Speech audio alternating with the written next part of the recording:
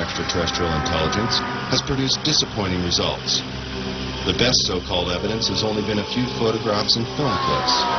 But now, all that's about to change. Since 1985, more than 15 million Americans have reportedly witnessed unidentified flying objects. But despite the seemingly overwhelming evidence, mainstream science has chosen to ignore the subject. But now, for the first time in history, one of the greatest mysteries of this century is unraveling. A former government scientist has come forward to discuss the military's classified work on extraterrestrial spacecraft.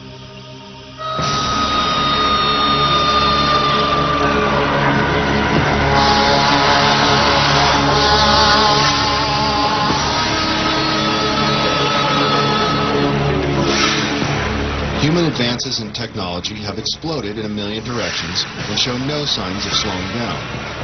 The ever-increasing pace of achievement in the last several decades is unparalleled in human history. The high cost of developing and producing these technologies has limited the number of contenders from the private sector, leaving the government and large corporate businesses on the cutting edge of new discoveries. Always in the public eye, big business competes for high-paying contracts, working night and day to invent or further develop the next big thing to satisfy the masses. The government, on the other hand, must conceal information concerning national security that, for obvious reasons, should not be public knowledge. But when it comes to matters concerning the welfare of our planet, the living beings on it, or potential clues to the mysteries of the universe, many believe it should be our right to know. The end of World War II and the invention of the atomic bomb signaled a new era of international mistrust. Since the earliest days of the Cold War, which coincides with the Roswell incident and the start of the modern UFO era, the military has been especially secretive about its advances and achievements, while always searching for the perfect weapon or super sophisticated tool of espionage.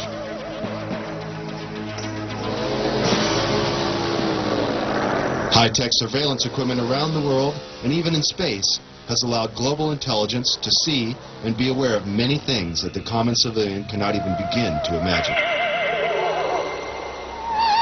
The military recruits many talented civilians when special expertise is required. And propulsion systems expert Bob Lazar claims he was one of them. In this exclusive interview, he gives his detailed account of his employment with the Department of Naval Intelligence at the top-secret facility known as S4, where, according to Bob, he was hired to work on recovered alien spacecraft. S4 is located 125 miles north of Las Vegas and 15 miles south of Groom Lake. This now not-so-secret military base at Groom Lake, Nevada, is known as Area 51, or Dreamland, as insiders like to call it. Born in 1959 in Coral Gables, Florida, Bob has lived much of his life in Las Vegas, Nevada. With degrees in physics and electronics from MIT and Caltech, he has dabbled in everything from chemistry to fireworks in an effort to understand the finer points of propulsion. He has even assembled a jet car with a 22,000 horsepower engine salvaged from a Navy F-3D Skynight that is capable of land speeds of over 350 miles per hour. Fate took a serious turn for Bob in 1982. Arriving early for a lecture at Los Alamos National Laboratory in New Mexico given by Dr. Edward Teller, one of the inventors of the atomic bomb, Bob was able to meet and talk to the famous physicist. Coincidentally, Dr. Teller was reading the local paper, The Monitor, with a featured front-page article on Bob, and the two struck up a conversation. Later, Bob sent Dr. Teller his resume for consideration, and soon after, Bob was hired by the Los Alamos National Laboratory. This Los Alamos-based directory lists Bob as an employee. By 1989, Bob was brought into the top-secret program at S4 known as Project Galileo. In the following interview, Bob reveals many details of this amazing experience.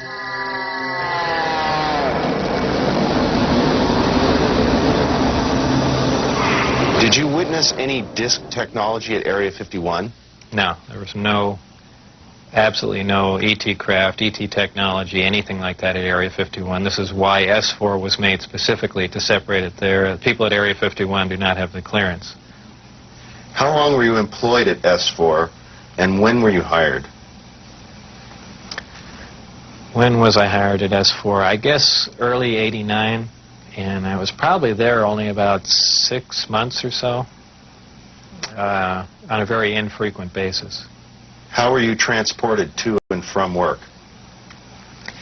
At the time that I was working there at McCarran International Airport in Las Vegas, there was a Special Projects EG&G building.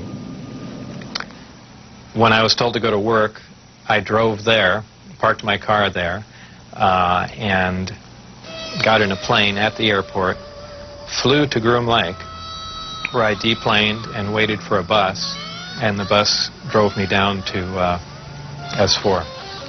The S4 facility is an area just off the Papoose lake bed, dry lake bed, and it consists of 9 hangars. The hangars have sloped doors on them with a sand texture coating. Around the opposite end of the hangars, there's the standard entrance where you're dropped off at, go through a security check, and inside there's a small complex. There's some office space, there's several laboratories, the hangars themselves, of course, and a few other places. I didn't have free rein to go wherever I wanted to. Everywhere I went to, I was essentially escorted, so that was really all about that I saw. Inside the facility, what was the basic layout? Were there underground levels? I don't think there were any underground levels to it, though there could have been. I don't think it was an extensive underground facility. It just looked like an installation that was butt up against a mountain. And I didn't see any evidence of any stairs going down, elevators, or but like I said, I don't know. There could have been, and I just might not have been permitted in those areas. It's difficult to really surmise how long it had been operational. Everything did look fairly new. By that I mean I don't think this installation was there in the early 70s. Nothing was worn. Things looked fairly freshly painted. So, as a ballpark guess, I would say it would really surprise me if the installation was older than 5, 7, 10 years, something like that. A scientist killed in the project. What exactly happened there? Allegedly, obviously, I didn't see this, and I don't know it to be fact, but this is what I was told, that I was hired to replace one of a couple people that were killed while working on one of the reactors from one of the crafts. Apparently, they, for whatever reason, cut open an operating reactor, and the device exploded, killing both of them. The scientists that were killed there, allegedly the detonation from the explosion was fairly large. It would have rivaled a small tactical nuke. So it was done at the Nevada test site, and it was to be passed off as an unannounced nuclear test. Did you have any direct contact or communication with aliens? No, not at all. Tell us about the briefing files. Under what conditions did you gain access to them? I was put into the briefing room with 121 or 22 briefings, and really was just told to sit and read through them. I think they were there just to mainly educate me on what was going on. They weren't a complete in-depth explanation on everything else, but just essentially a brief synopsis on some of the other projects that were going on there. Supposedly, the information, now this isn't something that I determined, it's something I was told, that the crafts originated from a planet that orbited the Zeta Reticuli star system. Zeta Reticuli 1 and Zeta Reticuli 2 are two stars of a binary star system. The craft allegedly came from there. 1 or 2 autopsy photographs I saw dealt with just a small photograph, a bust shot essentially, just head, shoulders, and chest of an alien where the chest was cut open in T fashion and one single organ was removed. The organ itself in the other picture was cut and vivisectioned, essentially. Showing the different chambers in there. This was totally unrelated to anything I was doing, but from that photograph, it looked like what you see in UFO lore as the typical gray. So how tall it was from what I could see, I I couldn't tell because I only saw a portion of the photograph, but if everything else you see is correct, I would imagine it was 3.5 or 4 feet tall. But there again, all I had to see was a photograph, and I didn't have much to go on. What was the incident in 1979 that brought the alien exchange program of information to a halt? Again, this is a story that was relayed to me, and allegedly what happened in '79, there was some sort of information exchange going on where there were actual live aliens at the facility, and at one particular point there was an area where some security personnel went to enter. And apparently, because of not the sidearms, but the bullets in the sidearms, from what I understand, if they would have entered the area, the bullets would have detonated.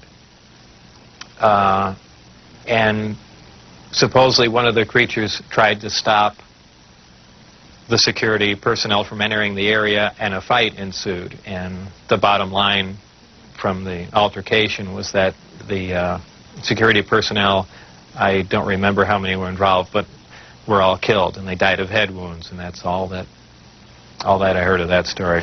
What was your job description at S4? My official job description was a senior staff physicist. I don't know if I actually had that position when I was there, because I was there so infrequently. I wasn't supervising anyone, so that was the official position I was hired under. But whether or not I actually acted in that capacity, I don't know. What was the size of the staff working on Project Galileo? Well, there were 22 people employed there totally. And that was specifically for the Galileo project? No, for the entire project. Oh, I see. There were 22 people with majestic clearance. I had majestic clearance. Majestic clearance was designated as clearance 38 levels above Q clearance, and Q clearance is the civilian top secret clearance. When did you see your first disc? The first disc I saw, I believe it was the second, or I think it was the third time I was up there. Normally the bus pulled around to the opposite end of the facility, which was the main entrance, and that's where we went in. On this particular occasion, it pulled up to one of the hangar doors, which were normally closed, and the last one was open. We came out, and I saw the disc in the hangar. Upon seeing it, it struck me that, well, this explains all the UFO sightings. Not thinking that it was an extraterrestrial craft, that this must have been some advanced form of fighter that we've been working on for years, and people have just caught it being tested, so on and so forth. And it never even occurred to me, even though I was looking at an extraterrestrial vehicle, that this wasn't man-made. When did you realize the craft was not of earthly origin? Well, it probably really hit me when I got inside the craft and looked around and began to understand how the craft was operated, and finally grasped the whole project as a whole, as what we were doing, the fact that we weren't building this thing, we were trying to find out how it was made. We were back engineering it. What is back engineering? Well, back engineering is taking a finished product and finding out how the device or product was produced, and essentially determining whether or not you can duplicate it. Now, scientists aside, what was your emotional response? What were you thinking were the implications to the world or man in general from these revelations? I really didn't think about implications of that sort. As far as emotionally, people have asserted that, boy, that must have been the most exciting time in your life, and that's not the way it was. When I first got to look inside the craft, all I can say, it's an ominous feeling. You walk in there, and it feels as if you shouldn't be there. I know that sounds kind of corny, but it's a real ominous feeling. It's not an exciting feeling. It brings up a whole lot of questions in your mind. Well, where did this come from? And you know that they won't give you the answers to the whole story, but that's the only way I can describe it. It produces a gravity wave. which is similar to the gravity wave that the Earth produces. However, the craft phase shifts the wave. In other words, it turns the wave not really in an opposite polarity, but something to that effect, where it will work against the natural gravity wave of the Earth, and it produces lift in that effect. Is there any internal protection for the crew? Does the craft generate a gravitational field inside the craft itself? Well, the craft generates its own gravitational field. Being inside that field essentially doesn't shield you, but essentially you're in, and this is a terrible way to say it, almost in a different realm, because you're now influenced only by that gravitational field. For instance, people wonder how a craft like this can make a turn at such high speed, a 90-degree turn, when they would imagine people slamming up against the wall or something to that effect. Well, that really wouldn't happen. Inertia would have no effect. You're in a distortion. And don't forget that gravity distorts time and space, so really nothing is going to influence you while you're in there. Describe the gravity amplifiers for us and some of their different operating configurations. There are 3 amplifiers. The craft can operate on a single one, can lift off the ground. The way in which it's propelled are 2 different ways. There's what they call Omicron configuration, where the craft is using one generator, or Delta configuration, where it's utilizing all 3. Delta configuration would be for space travel. Essentially, the craft will tilt up on its side, as opposed to a science fiction movie where you see a flying saucer moving around. The craft will tilt up on its side, focus the 3 gravity generators to a single point, and move through space that way. Moving around the source of gravity is a problem to a disk because it's interference, essentially. So what they do is they work with that interference to their benefit. They'll use one gravity generator to lift the craft off the ground.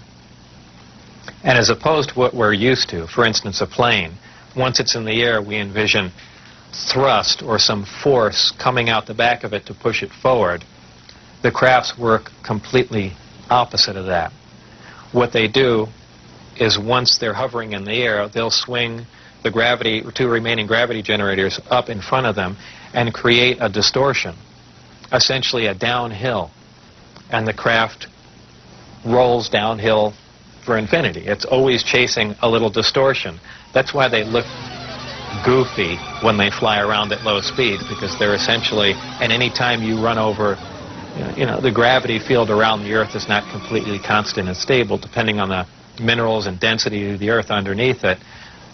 The gravity will vary somewhat, and you will get odd movements of the craft. So its low-speed mode is kind of unstable for the most part. I only witnessed one test flight up close, officially. That I was just inside the hangar. The test was going off probably, just as the sun was going down. And it was a low-performance test. I believe there were some pilots or test pilots in the craft. The craft must have been retrofitted to fit them, because the seating arrangements were really not accommodating.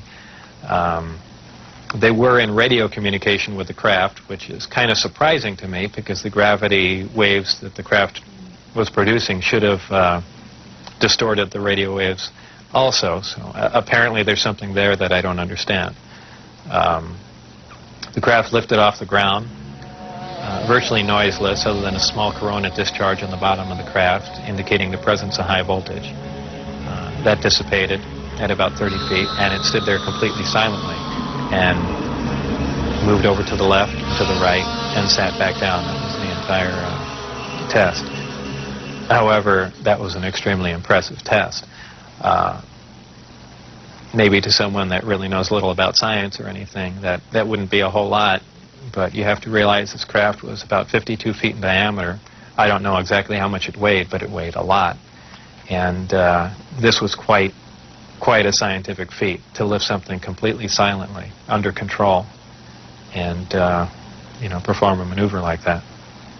The craft itself was, I assume it was metal. It was cold to the touch. That's why I say it was metal. But it was a brushed aluminum, actually just an unfinished stainless steel, not shiny finish to it.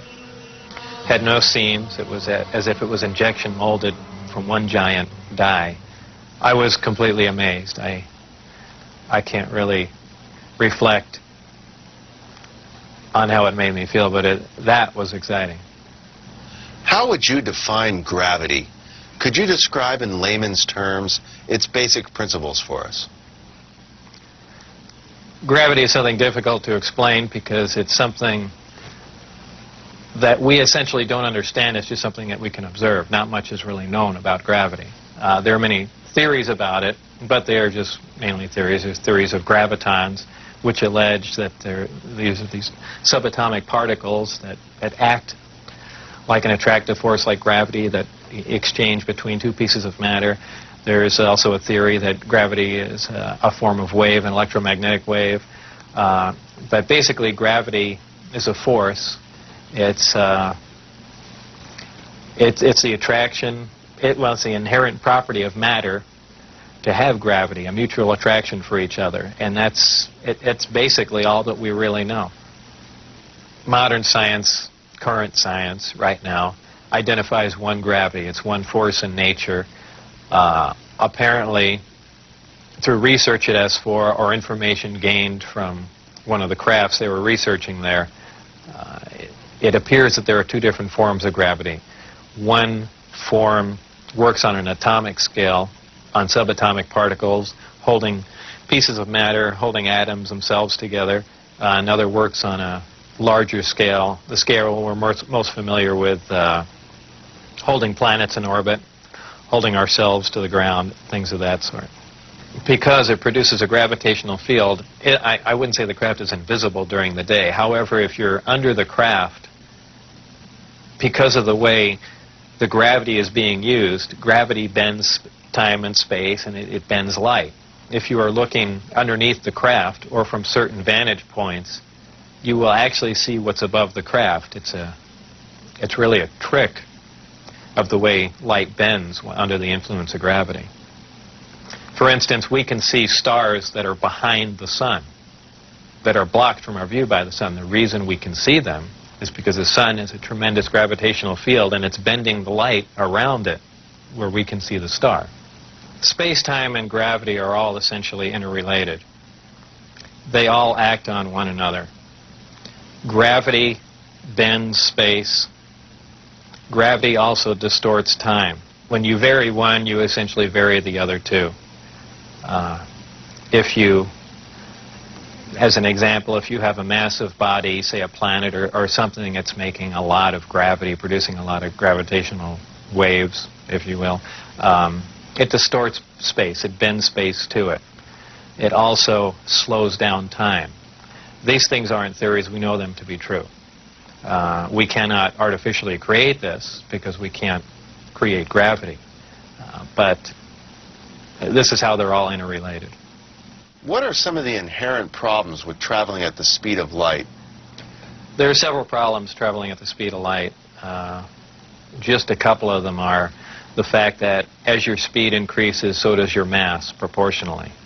In other words, the more energy you put in to go faster begins to slow you down by the fact that it's converted into mass. You have other problems like just traveling at such an extreme velocity, navigational problems, the fact that you might run into little tiny micrometeorites at speeds like this. They would undoubtedly destroy your craft. There's just a whole host of problems that you're going to run into just attempting to do something like that. Aside from the fact the amount of energy required to accelerate to the speed of light is horrendous. Could you briefly describe Project Looking Glass and Project Sidekick for us? Project Sidekick was another project going on with Galileo. Galileo was the project that I was involved in. Sidekick dealt with any of the weapon potential of the craft, whether or not the craft had a weapon in it or could it be used as a weapon, but it had something to do with some sort of particle beam configuration where the gravity generator can be used as a lens to focus a weapon of some sort, similar to the SDI device we were working on in the 80s, but with the potential of a focusing device using the gravity generator. And Project Looking Glass? Project Looking Glass dealt with the distortion, the fact that there's a time distortion, essentially looking back in time, and by that I do not mean looking back years ago to see the wagon train days. They're looking for distortions that are milliseconds in time, and what that was used for, I don't know, but that was just observing the time, the time distortion, time dilation phenomena of the craft in operation. What is element 115? Is it found here on Earth, or is it strictly an extraterrestrial material? 115 is strictly an extraterrestrial material. It probably occurs naturally in some other places, maybe other star systems. Some people not familiar with science or chemistry say, well, that's ridiculous, all the elements occur on Earth, but that's not true. There are elements on the periodic chart that aren't found on Earth. I believe the Heavy Ion Research Lab in Darmstadt, Germany, has reached element 112 recently. So 115 isn't that far away. And when they synthesize it, it's not like they're making a couple ounces of it. They're talking about 1 or 2 atoms of it. To make any usable quantity of a heavy element like that is virtually impossible. Element 115 is in the top of the reactor. And the base of the reactor apparently is a small, something similar to a cyclotron. It's a particle accelerator. A particle is accelerated to high speed and then deflected up a small tube, and it's aimed at the 115. This transmutes the 115, similar to the way we do that in a normal particle accelerator. This causes a reaction, a radiation emission that we really haven't seen before. It produces antimatter. This antimatter is guided down a tuned tube and reacts with a gas. When matter and antimatter react, they convert to 100% energy. This energy is converted, heat energy, is converted to electrical power in the reactor itself. This is done through a thermoelectric converter. And this electrical power is used to power other subsystems on the craft, though there is no wiring, as we would know it. Also, that's almost a byproduct of the reactor. The reactor also sets up a gravitational wave from the 115 being bombarded. This gravitational wave was present at the top of the reactor and is essentially guided in the same way microwaves are guided, through tuned tubes. And this goes to their amplifying cavities and through the projectors that are in the bottom of the craft. With the gravity generators running, is there thermal radiation danger to the crew? There is no thermal radiation while the reactor is running. The thermionic generator is 100% efficient, which is in violation of the first law of thermodynamics. But in fact, it works. Element 115 is stable. And for those familiar with chemistry, we know that elements with higher atomic numbers have shorter and shorter half-lives.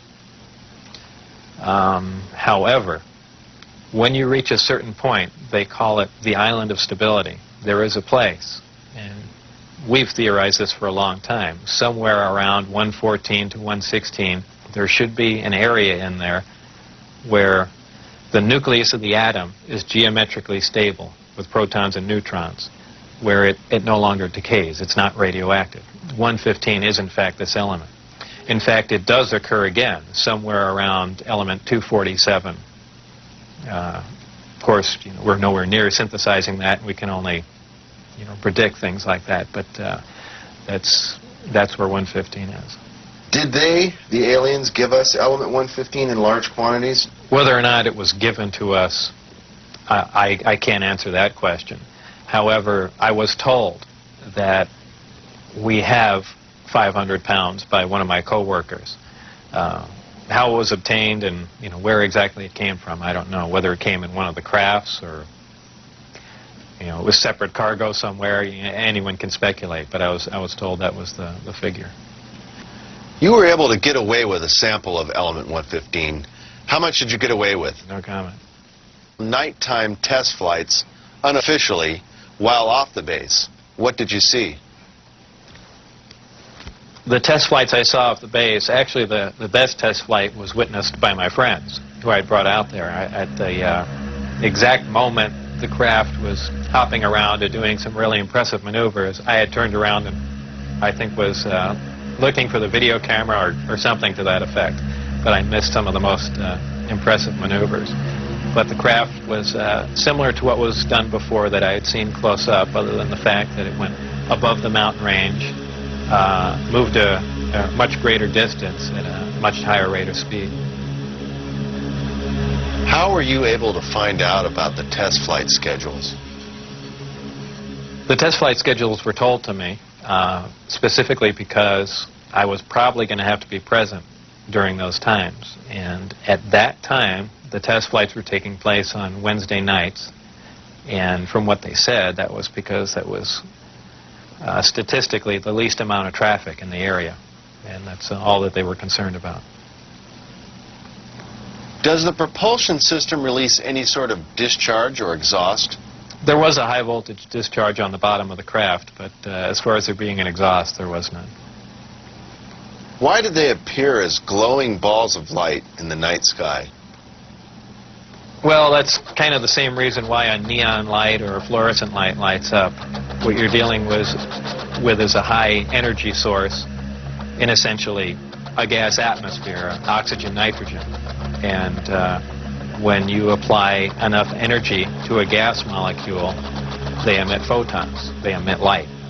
And I don't think it's anything, it's really a byproduct of how the craft operates. When it's emitting that much energy, the gas surrounding the craft emits light, the same reason why lightning is visible. You have a huge electrical discharge, and the gas emits light in the form of lightning bolt.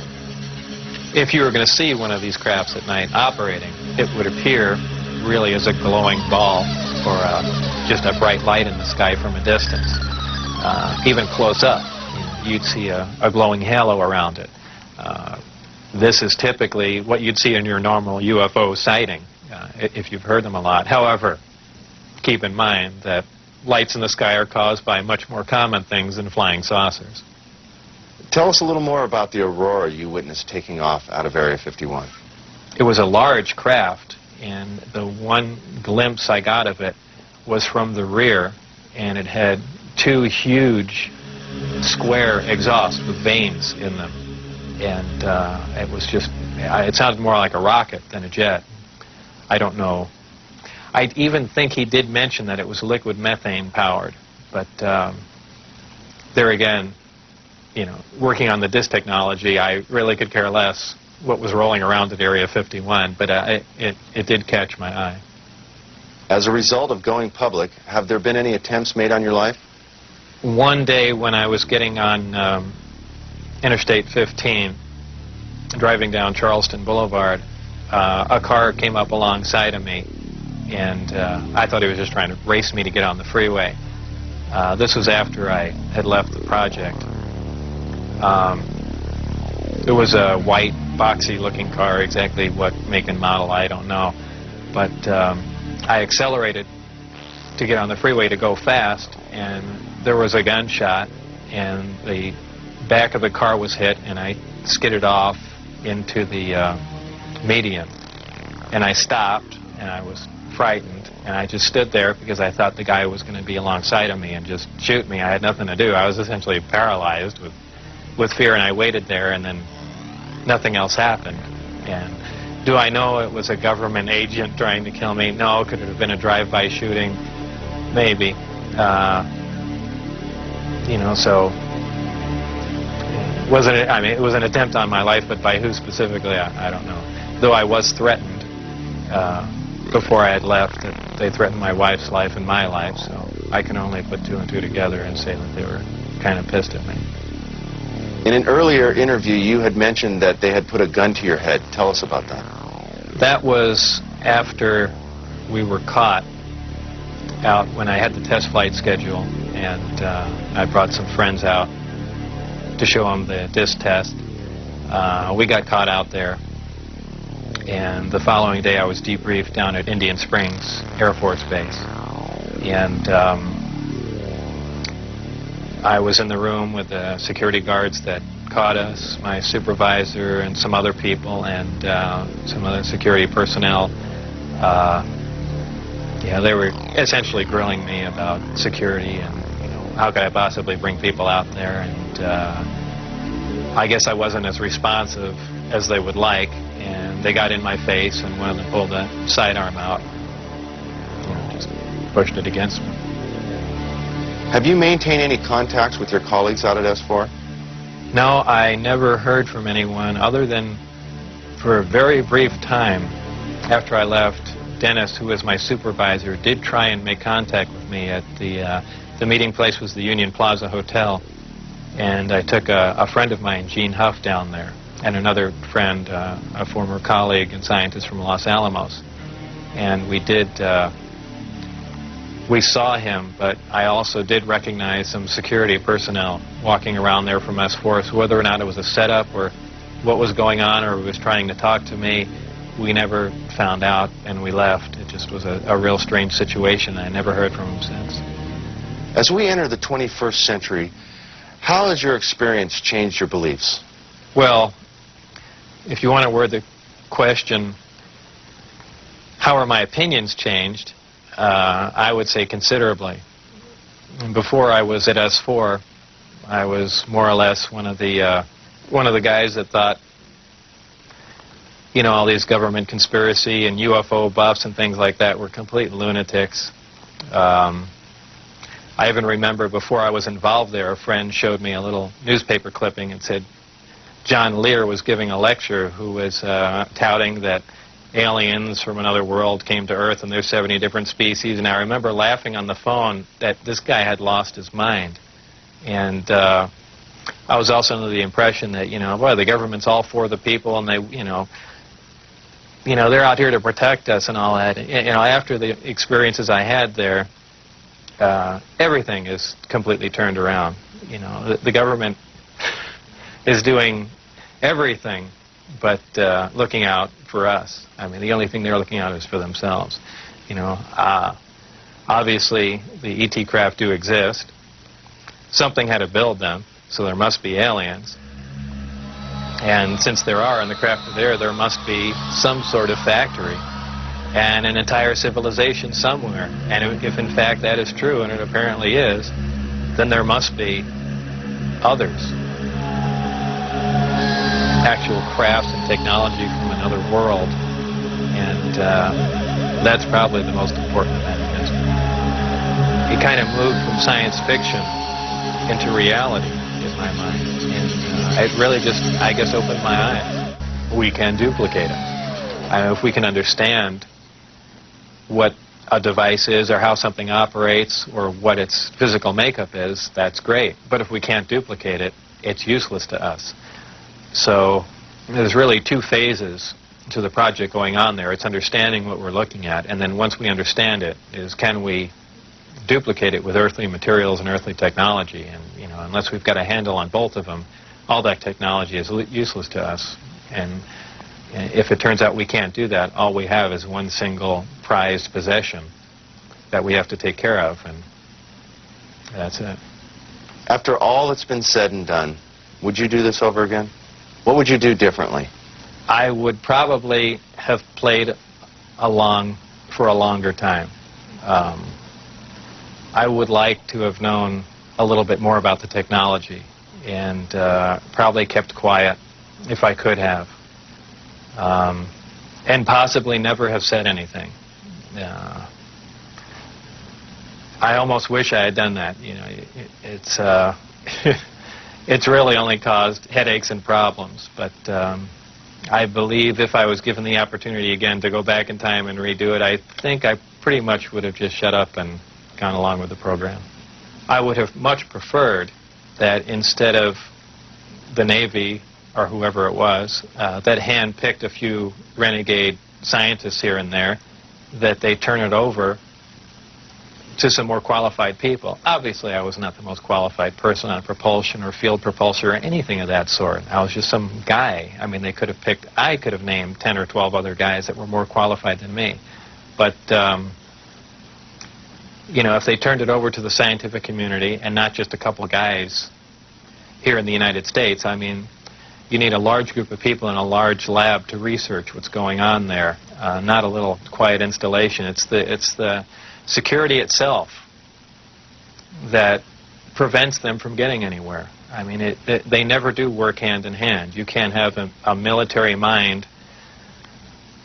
Science itself must communicate. You have to have a free exchange of ideas. That's how things progress. And when you clamp down on a security system like that, where you work in isolated groups and ideas cannot be exchanged, you don't get anywhere, and that's the problem they have. What does the future hold for Bob Lazar? Well, I'm not really involved in any of that stuff anymore. That's kind of put behind me. I have my own businesses that I work at, some computer graphics, some consultation, other technical jobs, radiation detectors, and a few other things like that. So really, I just go about my life, and that's, you know, something that happened that was fantastic, and it's over, but it's kind of hard to shake it loose. But eventually I will, and that'll be that. I think all the surveillance and everything stopped. I don't think anyone's bothering to monitor me. I've said everything that I know. It's been all over the place, so it's kind of a done deal. As far as whether or not there are any craft out there, I believe, you know, they were out and gone in probably the late '89, early '90, and the only thing people see now out there are, you know, either flares or planes coming into land, but that's about it. Did you have an interest in flying saucers or science fiction in general as a child? I was never interested in flying saucers as a child. Science fiction, you know, I watched Star Trek, I guess, with everyone else back then, but for the most part, yeah, I didn't even believe in flying saucers up until I was employed at S4.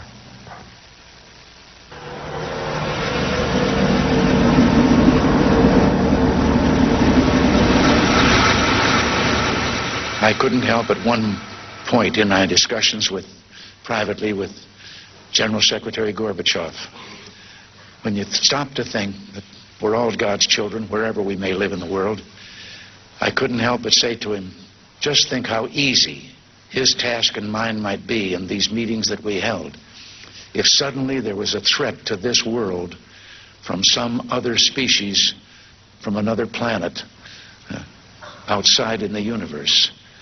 We'd forget all the little local differences that we have between our countries, and we would find out once and for all that we really are all human beings here on this earth together. Well, I don't suppose we can wait for some alien race to come down and threaten us, but I think that between us we can bring about that realization. Thank you all. God bless you all.